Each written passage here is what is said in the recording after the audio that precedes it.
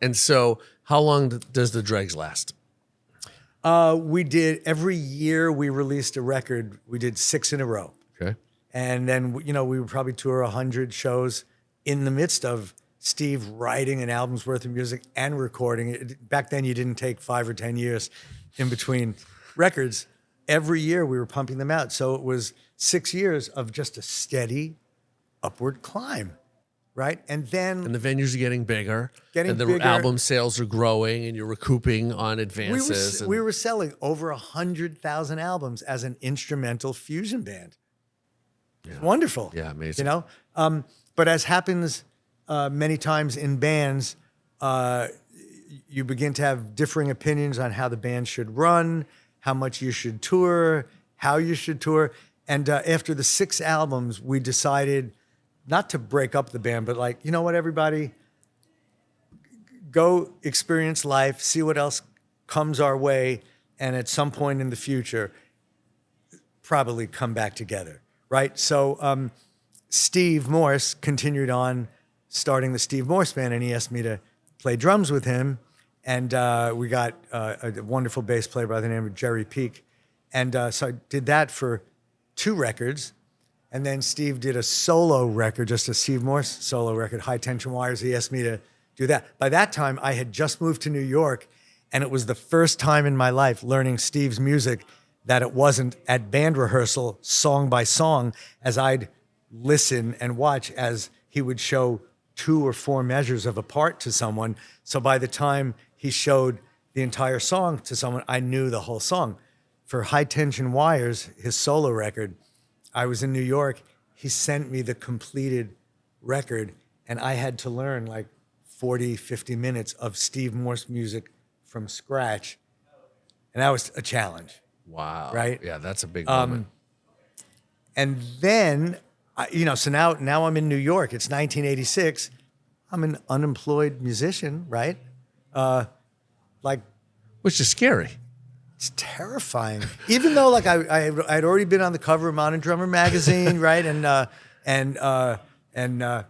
shown up in the Modern Drummer poll for Best New Talent, right? Stuff like that. Doesn't matter. So now I'm in New York City. I checked out the recording scene a little bit because Mark Egan, the bass player from the first Pat Metheny, he invited me to a session. Nobody knew who I was. In the recording scene, you have the hot cats, right? Like, I didn't even know the name of the first call drummer. I forget his name. But he was the first call drummer in New York, but he didn't know who I am. He don't know who the Dixie Dregs are. They're 2 totally different worlds. And I also discovered in short order that this is not what I want. Like, I love performing, right? Right. But I want to find the next thing, and I don't want to find another fusion band. I want to go back to my roots. I want to hit harder, and I want to rock. So you had an intention. I had an intention. Okay. And so to make money, I started teaching at the Drummers Collective and at the Long Island Drum Centers, right? Which was wonderful. All great people. And so I was able to have as many students as I wanted, which was very nice. But then, you start meeting one person, another. I'm with this and this and this. And one thing led to another. And I had an opportunity to be the drummer for an upcoming Kitaro tour. Kitaro was a very successful new age artist. Yep, Japanese new age. But it's sleepy music. It's like you'd be going, dum, and then his keyboard solo is bing, and you go, do, do, do. And I'm used to Dixie Dregs. Okay. So I was invited up to the office of the Japanese management company that managed him like a couple of weeks later. And when I went up there, the guy said, I feel so terrible. Kitaro just flew from Japan to LA, and he's decided to use all LA-based musicians.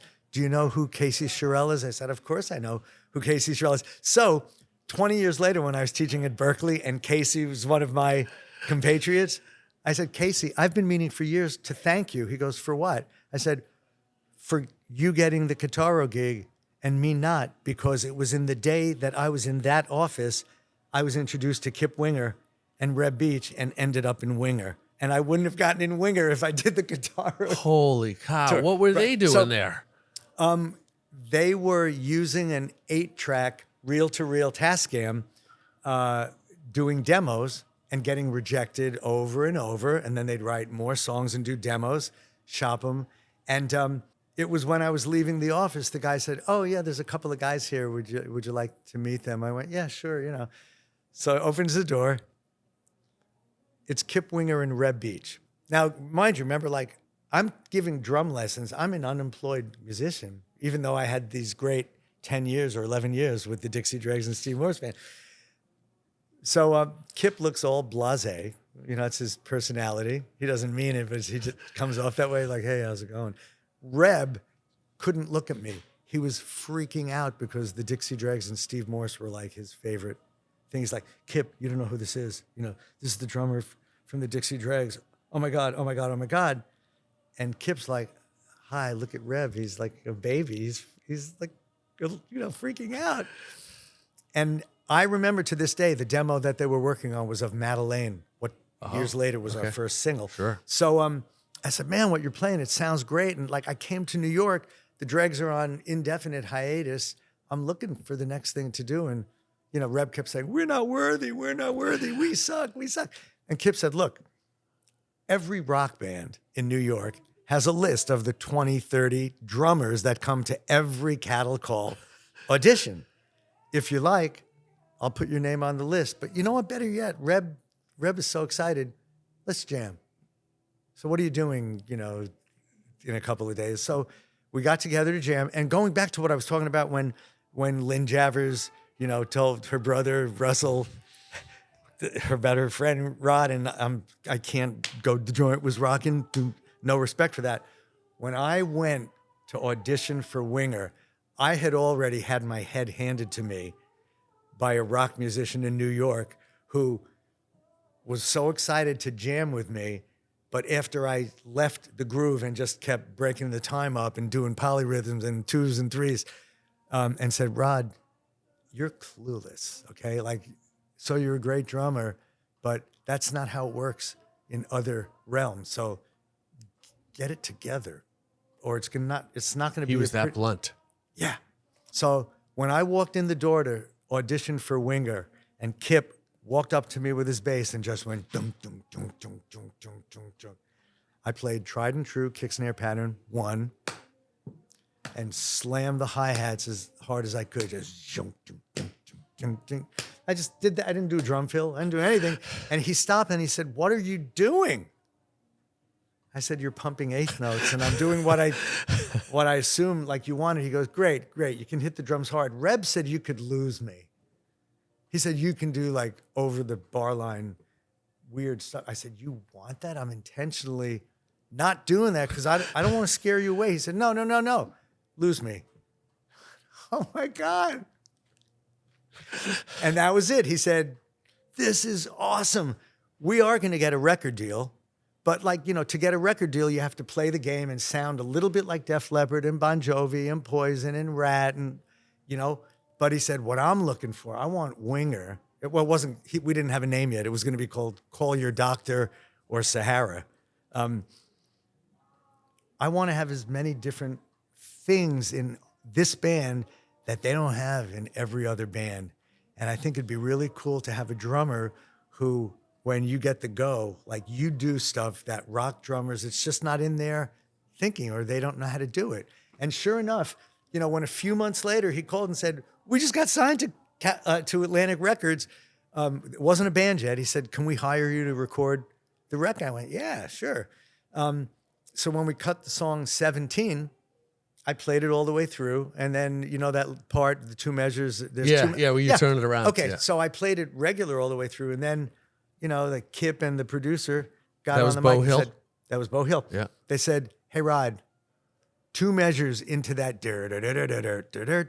Can you do something that has never been done on a rock record before?" I said, "Yeah, give me a minute. Okay, I have an idea. I think you're going to hate it, but here goes." Right? And so it was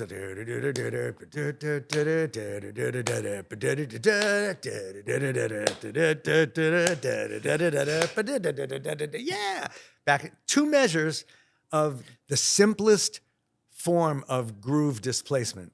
I just took the simplest bass drum and snare pattern and delayed it by an eighth note. I went 1 and 2 and 3 and 4 and instead of 1, 2. That's all.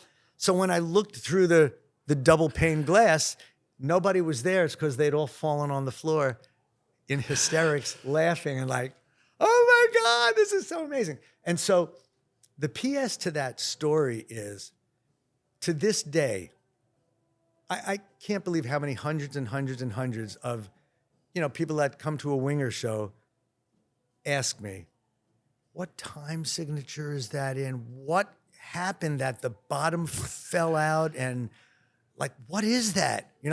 And so like I explain, it's the simplest form of groove displacement. And then back in the old days, I'd rattle off a list of the drummers that do that in a much heavier fashion. I said, like Vinnie Colaiuta and Dave Weckl and Steve Smith and Simon Phillips. And they're like, who? Because the only jazz fusion drummer they knew was Neil Peart.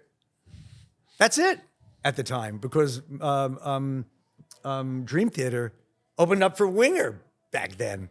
They weren't even on the they were just starting, around 89. That's when they opened for us. So Thank you for watching and supporting everything Modern Drummer is up to. Hit the subscribe button down below. It means so much to us because we can keep bringing you the best drummers and content all the time. And please check out our shop. We've got Legends books. We've got back issues. We've got swag. Everything the drumming community could want. And it's so exciting to have you guys be the best part of it. Once again, thank you and enjoy the rest of the video. And Winger gets a deal with Atlantic and then really blows up, really. You guys did really, you were playing large venues and you were MTV darlings for a minute there and things were really cooking. There was some behind the scenes stuff where our record, Madeleine, was released like around Labor Day weekend. And the way record labels make decisions on things, it's based on how many radio stations add a song. At least back then it was. And so maybe 5 stations started playing Madeleine in the first week. In the second week, we didn't get any ads. And the executive decision was made, drop the song, don't work it, drop the album, let's go to the next new metal band. We were over. Nobody knew, we didn't know it yet. And someone at MTV just took a shine to the Madeleine video, and then it became like not Madeleine, but when 17 came out, it was like one of the most played videos for 3 months, and all of a sudden we went from dropped by Atlantic. Sorry, Atlantic, if you're watching, but you did that. Then they all came to the party when they said, like, what's MTV's playing the video? What's happening here? Let's winger. So and then they were great. It was awesome. I have friends at Atlantic, and they did a wonderful job after that. But 17 shot us way past platinum, towards double platinum. Never quite hit double platinum, not quite 2 million. But then Headed for a Heartbreak came after that and then hit the top 40 as a singer. It was unbelievable. Having come from 11 years of fusion, instrumental, Dixie Dregs, Steve Moore stuff, and seeing the whirlwind of things that happen when a record label sinks its teeth into something and goes for it, all the stars line up. And then Winger wasn't a band. It was just Kip and Reb doing demos. Then it became a band. And our first gig, we never played a club. We did our first show a month out with the Scorpions, playing arenas. First one was in Minneapolis, St. Paul, for 10, 12,000 people. And we were like 4 deer in headlights. I mean, they called the agent after the show and said, get these guys off. They suck, But we got it together in short order. I mean, Kip and Paul Taylor were in Alice Cooper's band. Oh, that's right. At that time. That's right, yeah. And then there was Reb, and, it was so much fun, that ride of like being in a tour bus. I slept in my bed 20 days in a year. Because, you strike when the iron's hot. And you guys went for it. As rough as it is, where you're just sleeping in a bunk of a bus and you can't really sleep, and you're doing record store signings and then dragged to radio stations to do interviews, and you don't have a moment to yourself. But it was my dream from when I saw, the Beatles on Ed Sullivan. Yeah. Like, I want to do that. Now you Well, were living that now dream. you're kind of doing it on Literally. a certain level. You got to keep going. And how long did that last? What was that time period? It was really the 2 records, the first record and then In the Heart of the Young. Okay. So like a 3-4 year period. And then this band Nirvana came on the scene, and Beavis and Butthead, embracing bands like Nirvana and the super heavy metal bands, and dissing all the bands like Winger, and MTV dropped all those bands like a hot potato, and it was over, just like that. Wow. And the third album that we released, Pull, is considered by many people like the best, of their favorite of all the albums. But it was a little late towards the. Yeah, hindsight's 2020. We came out at the end of '88, and Nirvana came out in '91 or '92. Yeah. It was over, and I think in my heart, like if we had come out 1 or 2 albums earlier, we would be playing Sheds in the summers, because the videos of 2 of the songs we did for that third album, when I watch them, even today, they're so powerful, especially one called Who's the One? And all I play on it is bass drum, because we hired Alex Acuna to do all the percussion. There's no drum set. Wow. It's just bass drum and beautiful percussion by him. And it's a song about, people at the bottom and war and the horrible things that happen in life. And all through the video, you see the stock market ticker tape going, and every few seconds there's a quote from history, like, Stalin, a single death is a tragedy, a million deaths a statistic. And this song is playing, and it's so moving. Had it come out in the mid '80s, or like if a Bon Jovi had put it out, it would have sold 10 million albums, I think. Wow. But it was too little, too late. And so what did you do after that? What happened? Right. Okay, all right. So now it's 1993. On the third album, we were back in clubs, right? And we did great in Japan still. Okay. We finished in Japan. I came home, and I went on this drum clinic tour to Australia and Japan. That's where I met Virgil Donati. Okay. And saw his, This is your first time hearing him. First time hearing him. So after Winger stops, you get back from Japan and the band kind of folds for a minute. You go to Australia. Yes. And you're on a clinic tour, and you experience Virgil Donati, who you had kind of heard about from our dear friend, the late Dom Famularo. Yes. And now you're in Australia and you're seeing Virgil for the first time. What happens? Yeah. Okay. So I was introduced to Virgil, and he told me that on this day at this festival, he will be playing with his band, and they know 2 Steve Morse band songs. At the end of the night, would it be cool? Like, would I like to come back on stage and he and I will double drum to these 2 Steve Morse band songs with his band? I said, yeah, sure. Now, I hadn't seen him play yet. And when I stood on the side of the stage and witnessed Virgil Donati for the first time, it was awe-inspiring, because the kind of drumming that he was doing back then was not in existence in the world yet, right? And so it was so over the top, technically brilliant and musical at the same time. I couldn't believe that I was watching him play in real time. So I was having second thoughts. Oh, I can't believe I just agreed to play with him to close the night down. And then they drag my drums out, and then I look at him for the first song, which is a double bass shuffle, like a that I hadn't played in years because I was in winger mode for the last few years. And he said, hey, Rod, how fast do you want to play it? I said, Virgil, it's your show. Count us in. He counted that song in at lightning speed. So within a few seconds, I felt my legs cramping up. But I started talking to myself. I'm like, okay, Rod, it's like 2,000 drummers out there. They're all having a good time. they're hearing 4 bass drums and all this stuff. Like nobody knows who's doing what. Just have a good time. So I had a great time. And it was wonderful meeting Virgil. And when I came home from Australia and New Zealand, I met the trombonist from the Buddy Rich Big Band in Australia. He was introduced to me. He said, I'm the infamous trombonist who did all the secret taping of Buddy. Wow. Those tapes. The bus tapes. The bus tapes.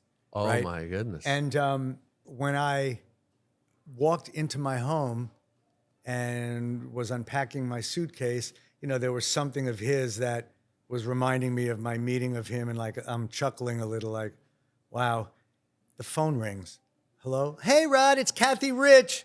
I'm like, oh my God, like I just met the most hated man probably in her father's life. You know what I mean?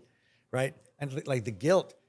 She said, I'm on the phone with Steve Arnold, you know, my husband, and we've been in talks with Neil Peart, and he was a big fan of my dad and big band music, and he thought with his celebrity he could bring the music, you know, of my father to a big audience, you know, and so he came up with this idea to have, you know, like a handful of drummers each play a song with the Buddy Rich Big Band, and he told us to call you first because he knows you better than everybody else because the Steve Morris Band toured with Rush on the, what I think is the Power Windows tour.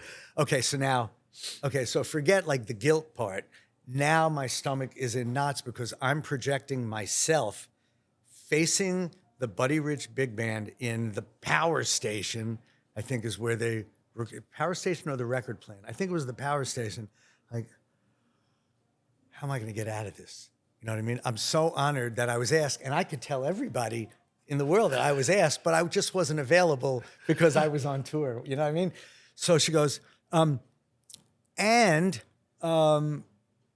know, if you can do it, on my father's deathbed, he asked us to put the West Side Story suite and the Channel One suite to bed so they will never be performed again. But the one other big show number that he does is called Good News. We're sending you that one to play. And it's like a, you know, 8-minute song or 10-minute song. So I said, all right, let me get back to you. You know, and I get off the phone and I'm like, I'm freaking out now. I'm flipping out at the prospect of having to play, you know, that kind of drumming. And my wife, Michelle, walked in the room. She goes, "What, are you okay? What's up?" I said, that was just Buddy Rich's daughter and her husband and Neil Peart and this Burning for Buddy thing, and they want me to play, and I have to figure out how to get out of it because I can't. And she's like, Rod,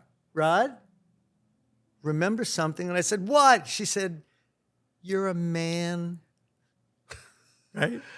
I went, that's right, I'm a man. I have to do it. She went, of course you're going to do this, you know? And I was available. Okay, so they send me Good News. And it's like written by hand, and it's this many pages, right? And it goes from swing to rock to Latin to funk to blah, blah, blah, blah.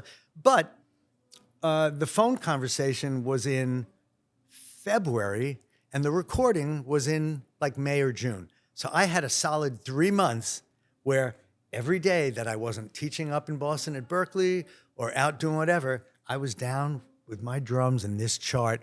I didn't want to have to read a chart in the studio. I memorized everything that I was going to play, right? I'm ready to go in. It's 2 days before the Saturday that I'm going in 1994. And I get a phone call. I forget from who, but they said, we have a big problem, Rod. As word got out about this recording, every drummer has been calling. They want to be part of it. So there's not going to be enough time on this recording to put Good News. You have to do something else. I said, something else? It's in 2 days. They said, yeah, so what song do you want to do? I said, I don't know Buddy's repertoire, and I don't know what songs everybody else is doing. They said, all right, we're going to overnight you 3 charts. Pick one. That's what's going on the record.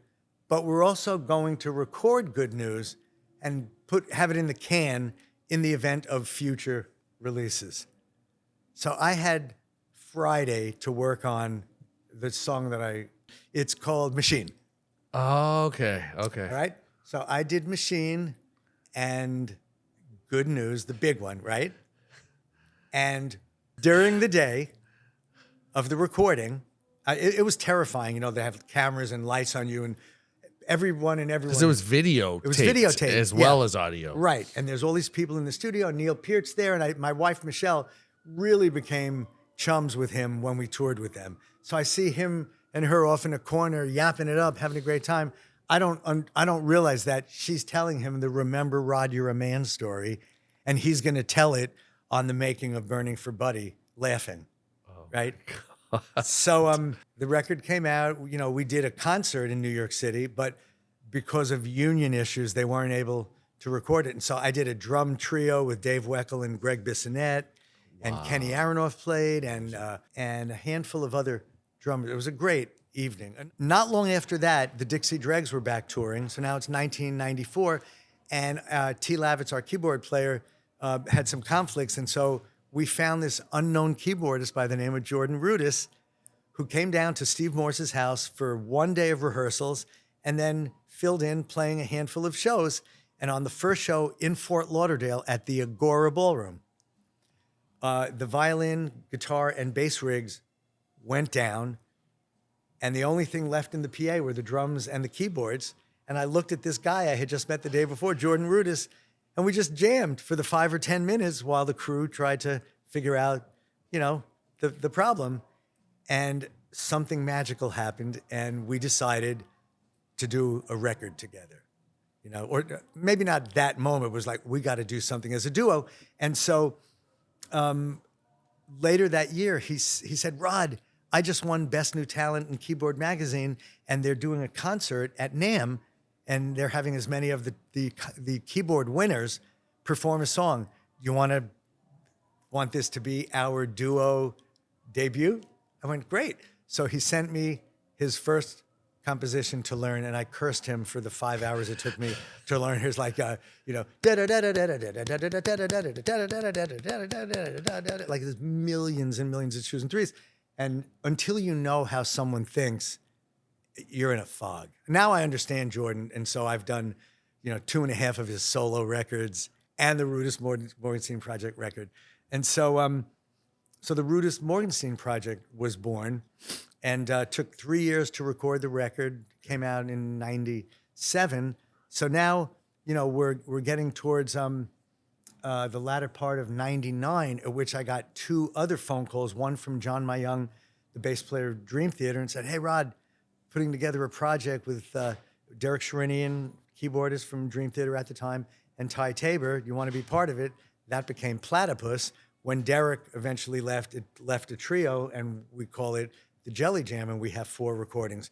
But also around that time, T. Lavitz called me and said, Rod, I have this band with Billy Cobham and Alphonso Johnson and Jimmy Herring called Jazz is Dead, and we just jam on the music of the Grateful Dead. It's mostly jamming. Billy just quit. Would you be interested in playing some of the shows? There's another friend of Jimmy Herring, Jeff Sipe. Do you know the drummer? Mm-hmm. He's a monster. And so he'll do some shows, then you'll do some shows. And then we did a summer of double drumming, me and Jeff. Wow.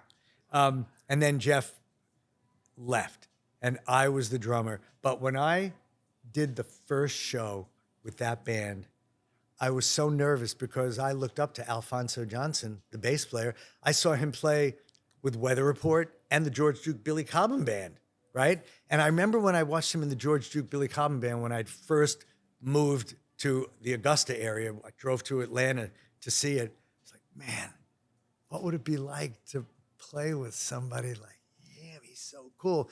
And it's a weird feeling when all of a sudden you go from being in the audience to like on the stage interacting with the guy. So amazing. It was terrifying at first. And then when I finally felt comfortable, it became like the most challenging musical experience of my life, because the way T.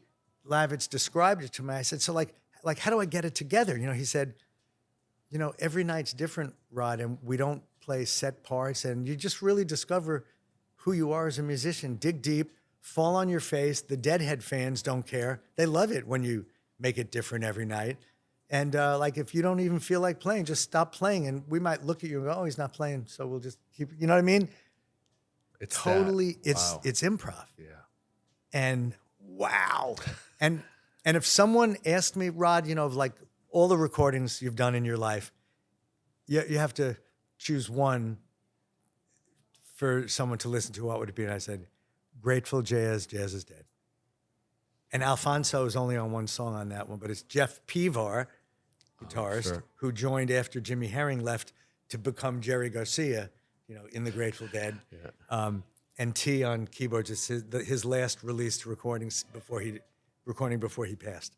Amazing. Yeah. Wow. Wow. Yeah. So that's the one. That's the one record. And it's not even a commercial release. I think you can only get it from Jeff Pivar's website. Yeah. And so as this is all evolving, as we sit today, for the last 10 years or more, you've had Dixie Dreg reunions and Winger reunions, if you will, like to the point where they're just kind of what's the status now? Like what happened as the 90s leave and you're doing these projects? Take us through to today. Okay. So Winger, when we finished touring for the third album, Pull, in 1993, we didn't do anything till 2002 when we were invited to go out on a summer tour with Poison, Cinderella, and Faster Pussycat. Okay. That brought us back to where almost every year we would do 10 shows, 20 shows, 30 shows. Now, Reb Beach, the main lead guitarist in Winger, had been the main guitarist in Whitesnake for much of the last 20 some odd years. So some years he's out with Whitesnake, but we always managed to do a handful of shows. But since that third album, we released Winger 4, Karma, Better Days Coming, and a year ago we released Winger 7. So it's all new music. And last year I toured more than I have in the previous 10 years, you know, probably did 70 shows. This year is going to be more because Winger is touring, but now we got the Dixie Dregs back together, and every month of the year from here on out will be one band or the other. And are you loving it? I don't. The travel gets more and more difficult because of age, and just what the daily grind is. When I'm on stage, I remind myself, you know, this is why I'm out here. Like, how could I ever give this up? It's so much fun. And like, when I think in terms of some of the musicians who I've gotten to play with, from, you know, Alphonso Johnson, Jerry Goodman, the violinist from Mahavishnu, was the violinist in the Dixie Dregs for probably 15 or 20 years. I play with Steve Morse, like in some circles, the most revered guitarist of them all. Jordan Rudess, who's now the most famous keyboardist in the world, you know, hands down. Kip Winger, who is now an orchestral symphonic composer, embraced, you know, by the Berlin Symphony and, you know, the San Francisco Ballet Company and the Nashville Symphony, and Reb Beach and John Roth and Paul Taylor and like Andy West, Alan Slott, like all these musicians, you know, are of such a high caliber. I feel so honored, you know, and I know I'm leaving some out. John Mayung and Ty Tabor and Jimmy Herring, Jeff Pivar. It's astounding to me that I've gotten to play with these guys, and like they'll still call me up to play with them. and are you practicing anymore? And Dave LaRue. Oh my God, Dave LaRue is like one of the greatest bass players. So my practicing. Shouldn't say this to drummers, and especially since I'm a pedagogue, you know, taught at Berkeley for 20 years and still teach an online course that I created for them called Rock Drums. I never liked practicing.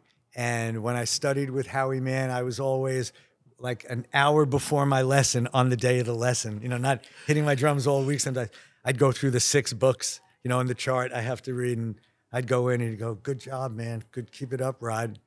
You know, and so I would always practice the minimum amount to where I feel good enough to perform. But with this tour, this Dixie Dregs tour that started, you know, a week ago Wednesday, I think, I said, you know what?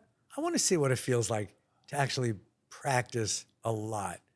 and maybe it's not a lot to Virgil Donati, who I know still puts in 8-hour days. I want to see what it's like to have sticks in my hand 3 to 5 hours every day. What's that like? Even though, my life is filled with like all these things that have to be taken care of, personal life stuff. I was like, I'm going to do it. I want to see. And the more I did it, I started to feel things happening. And then I, in a joking way, I started beating myself saying to myself, think how good you really could have been if you practiced a lot. I never did. But in the last 6 weeks, upwards of 5 hours a day. And oh my God, like I feel really good on stage. The muscle memory really, Yes, it really is a muscular instrument. It totally is. And fortunately, I haven't suffered any major medical thing. I mean, I have like compressing discs, severe arthritis. I'm living life for 2 years and performing with a fully torn supraspinatus tendon in my rotator cuff. The surgeon has no idea why I'm not screaming bloody murder, but he refuses to operate until I do scream. He said, "Don't let me cut you until you need it. Go on living your life. No cortisone shots. It's not making any sense." And you can keep playing. And so I've moved the ride cymbal in a little because this gets a little fatiguing. Okay. So it's more like this, and I'm not always on the bell anymore. Sure. But this is it's not a problem. Amazing. And I feel really, really blessed being the age that I am, and the still being able practicing's to helping. it. It's not hurting it. It's helping. Yeah. And what are you playing for? What are you endorsing for drums and cymbals and sticks? I've been a Sabian endorser since 1989. Okay. Wonderful company, and I've been endorsing Vic Firth sticks and the isolation headphones, which I created. It's my product. Okay. Since the early 80s with Vic. I have not been affiliated with a drum company For a while. for the last few years. Okay. Because you were Premier for a long time. I was with Premier for 34 years. This is a funny story. At a NAMM show, I don't know how many years ago it was, probably 8 or 10 years ago, they had a booth where their salespeople and their VIPs could hang out away from the noise. You know how noisy NAMM shows could be. Yep. And so they invited me in the booth to say hello, and Nico McBrain was there, right? Of course. And so I forget who was running the company at that. My still close friend, but it was Tom Myers, right? We're still best friends. He'll be coming to the direct shows in the Northeast. We still get together as much as we can. And so they were people from England, and they said, "Oh my goodness, we have to get a picture of the 2 longest running endorsees of Premier, Nico the longest and Rod second longest." And so I said, "You need to check your records because I think you got it backwards." I said it very nicely, and they checked, and I was there longer than Nico. Wow, that's amazing. Yeah, so that's a long I run. left after I think it was 34 years. But now And you they have a drums. product. Yes. And so tell us about that. Do you have one with you? Okay. Yes, I do. So. All right, cool. And I'm sure necessity is the mother of invention. Way back early on in my career, when the Dixie Dregs were traveling, sitting in a station wagon type car, right? I would practice on my leg and get all purple, and then I said, "Oh my goodness, what if I invented a drum pad that could strap on to my leg? Wouldn't that be great for every drummer that travels?" Of course, I never did it. And years later, I saw an ad for one in Modern Drummer. So I said, "Hey, maybe I have an idea for some things." I also had an idea 40 years ago when I was a jogger. And one time when my wife, Michelle, was with me on the road, she was getting ready for a Steve Morse Band show. And I opened my suitcase, said, "Yeah, I need my metronome to practice." And I went, "Oh, I can't believe I left it home. I don't have my metronome." So I'm hitting the bed, and she overheard me. She said, "Why don't you use the pulse on your jogger's watch?" I said, "Yeah, okay." So beep, beep, beep, beep, beep, beep. Oh my God, we're going to be super rich, miss. A metronome watch, right? And so I wrote up a whole thing. I went from company to company at the next NAMM show, the electronics companies, microphone companies, whatever, and said, I have this idea for a product.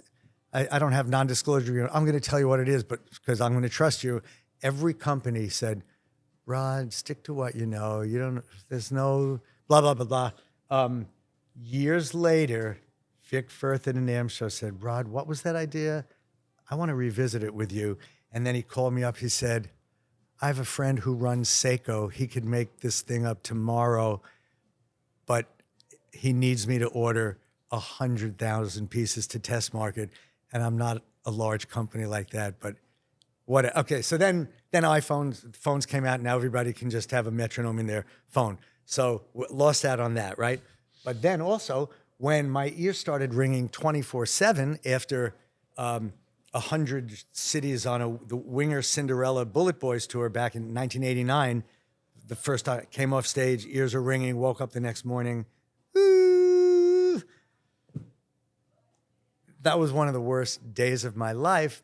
And shortly after that, I started using gun range headphones to practice with someone who I was giving lessons to, brought in like this orange pair of phones. And I loved the way it made the drums sound. And then I had to start learning some music for a new Winger record. So I took my Walkman, right, that had cassette, and I put the Walkman headphones upside down, and then I put the orange phones here, and it still sealed the ear pretty good to where I didn't have to blast the music like you have to blast with conventional headphones. And after, several days or weeks of doing it, the light bulb went off. What if the speakers are in the gun phone? Oh my God. Brought it around to everybody. Rod, stick to what, there's no market for a isolation headphone for drummers. Sat down with Vic Firth, God love him. And he said, you know what, Rod? You're on to something. And now the rest is history. That led me up to, okay, so, hey, you know what? Like, I think I'm pretty good at coming up with the occasional idea. So, so probably one day, when something went wrong at my drum set, with my drum set, I'm like, I'm playing the drum set and my hi-hat cymbals are doing this. Get the sticks, put it around the wing nut, crank it, they slide off, then, all right, I need to change the height of this cymbal stand that I haven't changed in a couple of years. And I need a pair of pliers, or where's the drums, whatever. So I had this idea, like, why not just have a drummer's survival toolkit, right? The things that go wrong with every drummer, a flathead screwdriver, or this screwdriver, a pair of pliers, Okay. 25 years pass.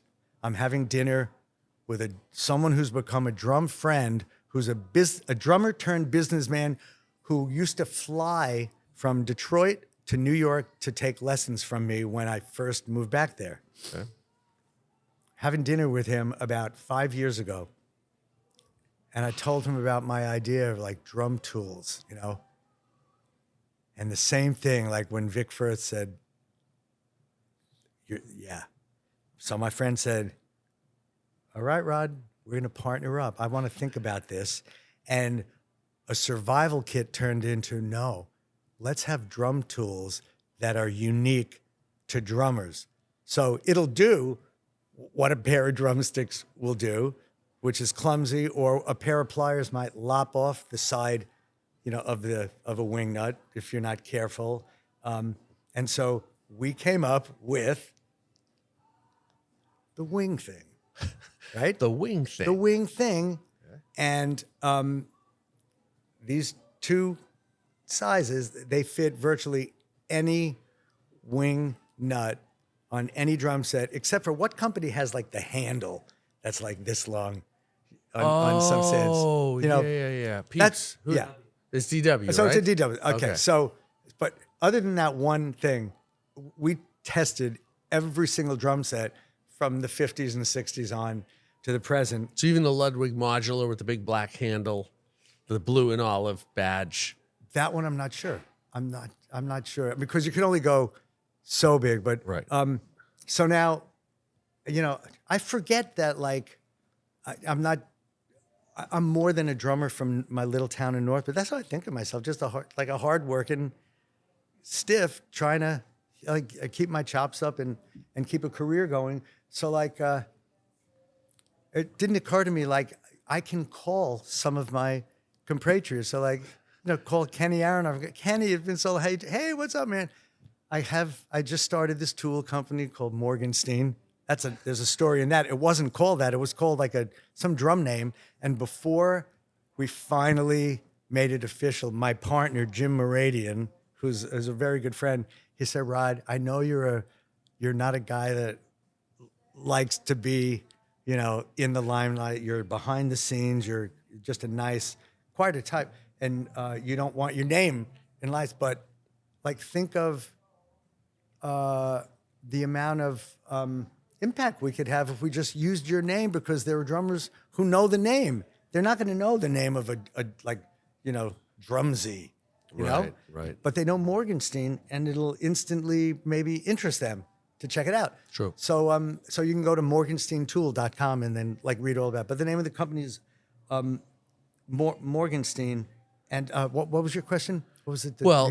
So Wing Thing is your first product. Wing Thing is for the Morgenstein company. Correct. Okay. It's the first product. And it's available now. At the moment, we have 30 drum shops across the country. We thought, hey, you know what? Let's start with the little guys, and let them get really, we owe it to them for all that they do for the drumming community. So at the moment, if you go to that site, the morgensteintool.com site, there's a listing of all those drum shops where the tool, at the moment, it's the only place that it's available. Since we're only online as well, or just the 30 drum shops? Just right, and those 30 drum shops have their own online. Right.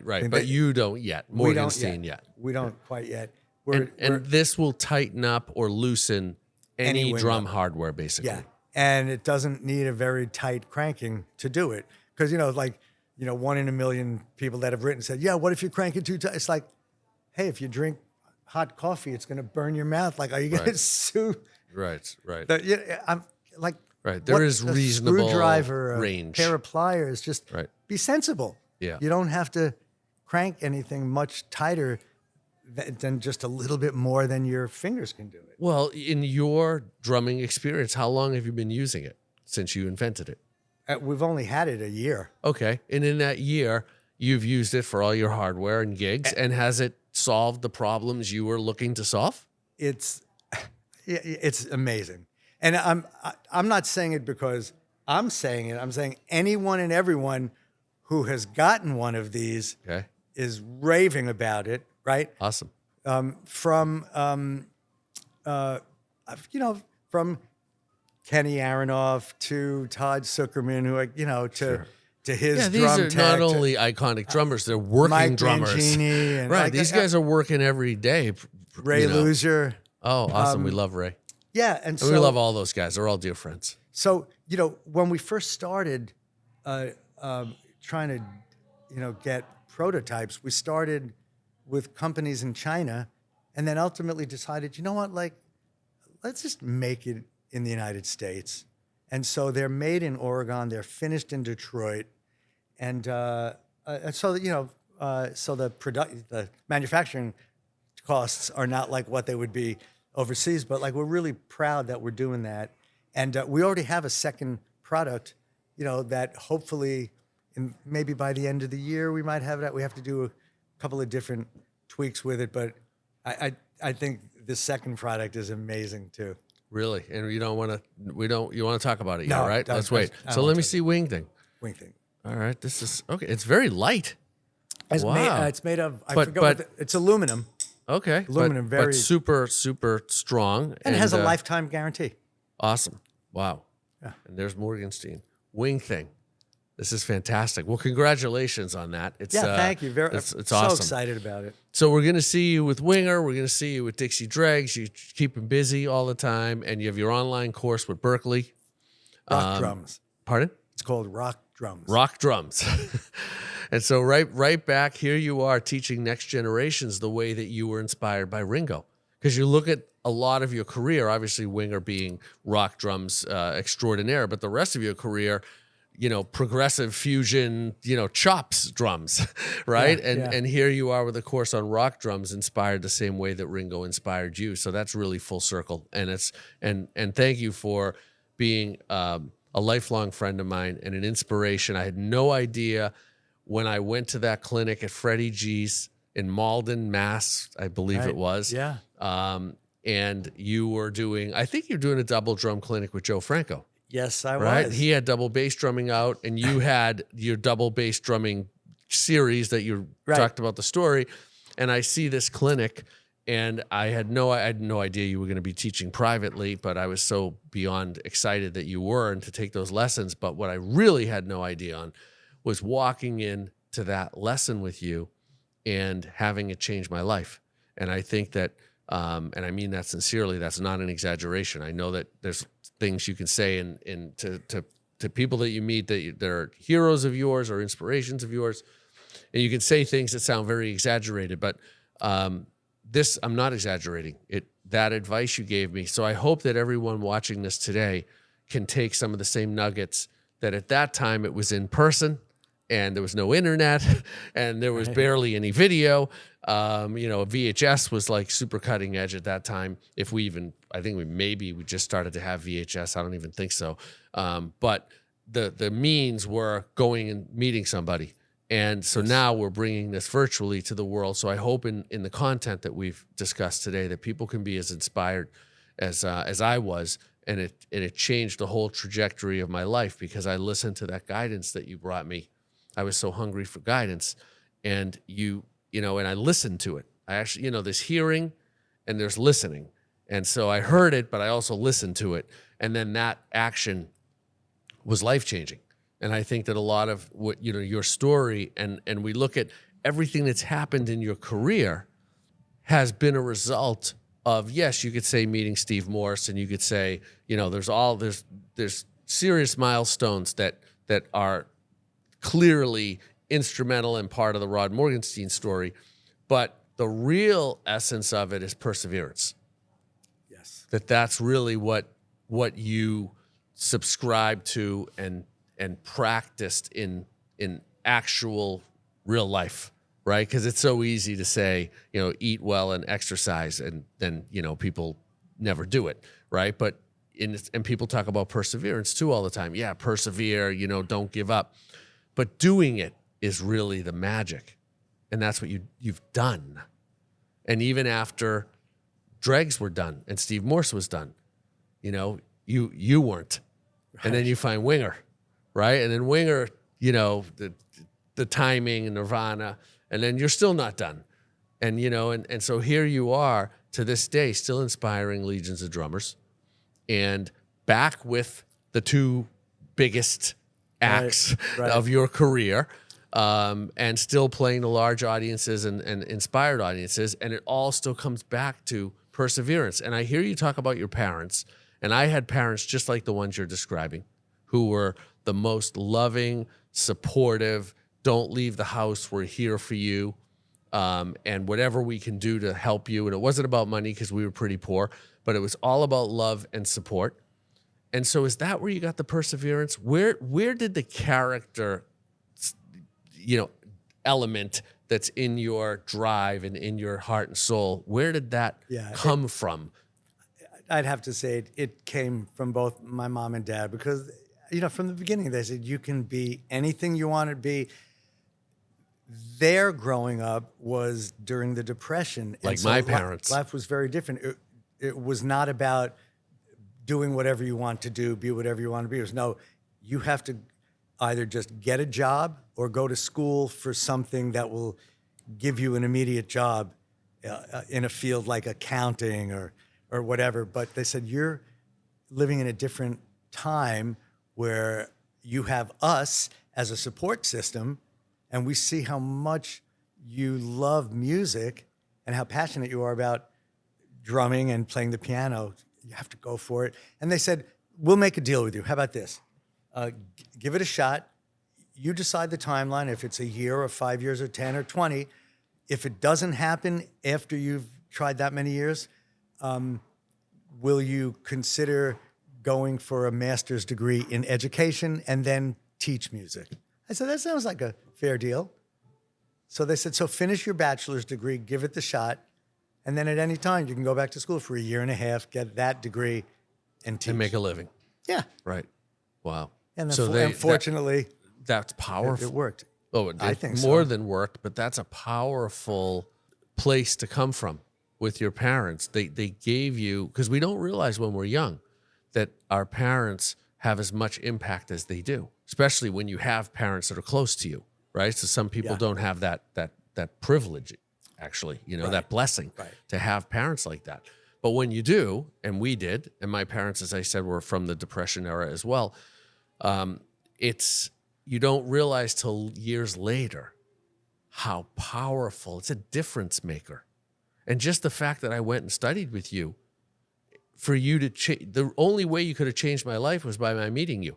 And the only way I could have met you was by taking the lesson. And the only way I could have taken the lesson was to have the $100 or $50 or whatever it was to take the lesson. And at that time, that was a big deal. But my parents were so supportive that it was like, if this is that important for you to take this lesson with this guy, then we'll figure it out. And they got me the lesson with you. And that sounds like exactly what your parents would do. Do my parents saw me perform every time I played on Long Island and most every time I played in New York City. So they've seen me perform. They passed away COVID. They didn't die from COVID, but they both died in 2020 They lived a long life. at the age of 97. Wow. And incredible. so they saw me perform about 150 times, and they'd even come upstate New York once in a while. I have a photograph on my refrigerator.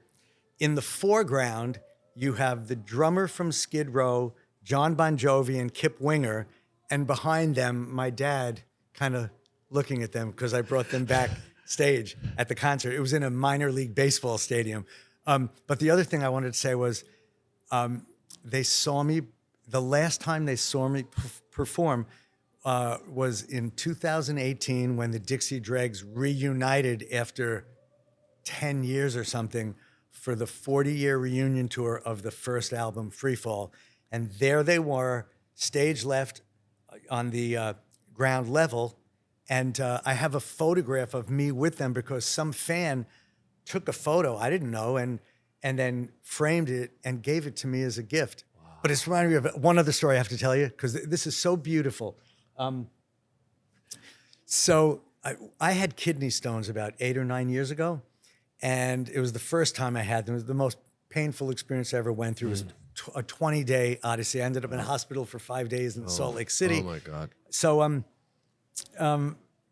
when I was brought into the emergency, they said a technician's going to come in to take you for an X-ray or an MRI, right? And one of my best friends, who considers himself the sixth Dreg, because he's been to 100 Dixie Dregs shows, he was sitting with me. This technician comes in, his mouth drops. He's looking at me now. I'm high on morphine or Dilaudid, and he says, "You're not a musician, are you?" I went, "Yeah." He goes, "You don't play the drums, do you?" "Yeah." "You don't play in the Dixie Dregs, do you?" I went, "Yeah." He goes, "Oh my God, I'm a guitarist. I saw you play, blah, blah, blah. Steve Morse is my favorite guitarist." And so now he takes me for the, for the X-ray, right? Okay. Fast forward about 6 years. It's the last year of my parents' life, and they're in and out of the hospital.